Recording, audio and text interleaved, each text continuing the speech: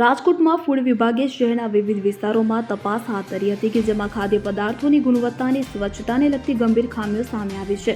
મવડી વિસ્તારમાં આવેલા નીલકંઠ ઢોસા નામના ખાણીપીણીના સ્થળ પર ચેકિંગ દરમિયાન 33 કિલો અખાદ્ય જથ્થો મળી આવ્યો હતો.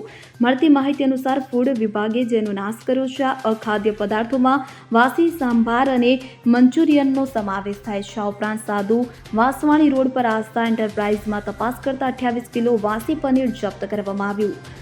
ફૂડ વિભાગની ટીમે આ બંને સ્થળોને નોટિસ ફટકારી છે. આ સાથે મોરબી રોડ પર પણ ફૂડ વિભાગે 19 ખાણીપીણીની દુકાનોમાં ચેકિંગ હાથ ધર્યું, જેમાં ખાદ્ય પદાર્થોની ગુણવત્તા અને સંગ્રહની પદ્ધતિઓની તપાસ કરવામાં આવી છે.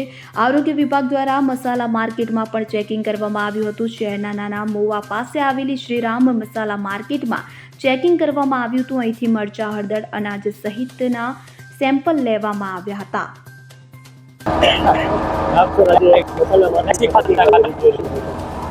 હાલ જે છે ઉનાળાની શરૂઆત થઈ ચૂકી છે, તો ઉનાળાની શરૂઆત થતાની સાથે જ જે છે મસાલાની સિઝન પણ શરૂ થઈ જતી હોય છે. ત્યારે રાજકોટની અંદર જે છે નાની મોટી ઘણી બધી મસાલા માર્કેટો જે છે 3 મહિના સિઝનને અનુલક્ષીને ચાલતી હોય છે. તો ખાસ તેને અનુલક્ષીને નાનામાં સર્કલ પાસે જે શ્રીરામ મસાલા માર્કેટ આવેલ છે તેની અંદર જે છે આરોગ્ય અને ફૂડ વિભાગની ટીમ દ્વારા અને ફૂડ ટેસ્ટિંગ ટીમ દ્વારા અત્યારે સઘન ચકાસણી હાથ ધરવામાં આવી રહી છે.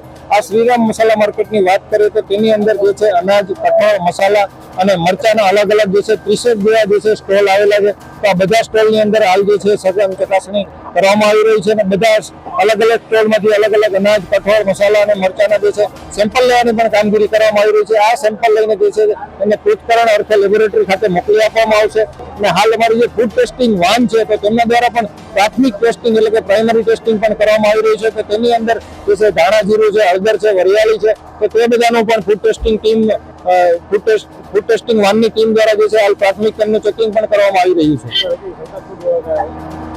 જે છે આપણે પ્રાથમિક પ્રાઇમરી જે ટેસ્ટિંગ અત્યારે કરીએ છીએ તો ધાણા જીરું છે, હળદર છે, વરિયાળી છે, ખાસ તેની અંદર જે છે વધારે પડતા જે છે કલરનું મિશ્રણ કરવામાં આવતું હોય છે. તો તે આપણે પ્રાથમિક દ્રષ્ટિએ આપણે જે છે જોઈ શકીએ છીએ. આપણે ટેસ્ટ ટ્યુબની અંદર જે છે પાણીને ઉમેરી અને તેની અંદર જે છે વરિયાળી કે કંઈ પણ આપણે એમાં ઉમેરી અને 2 થી 3 વાર એને શેક કરીએ આપણે તો તેને 2 થી 3 મિનિટની અંદર આપણે જોઈએ તો તેની અંદર જે છે કલરનું જે મિશ્રણ હોય તો તે કલર છૂટો પડી જતો હોય છે અને પાણીનો કલર તે પ્રમાણે જે છે ચેન્જ થતો હોય છે. તો આપણે પ્રાથમિક દ્રષ્ટિએ પણ જોઈ શકીએ છીએ. હાલ એ બધી અત્યારે જે છે ટેસ્ટિંગ જે છે અહીં કરવામાં આવી રહ્યું છે અને તેના નમૂના લેવાની પણ કામગીરી કરવામાં આવી રહી છે. Bureau report CN24 news. હવે જુઓ દેશ દુનિયાની તમામ ખબરો તમારી આંગળીના ટેરવે. ઉઠાવો મોબાઈલ અને Google Play Store પરથી ડાઉનલોડ કરો અમારી CN24 ન્યૂઝ મોબાઈલ એપ.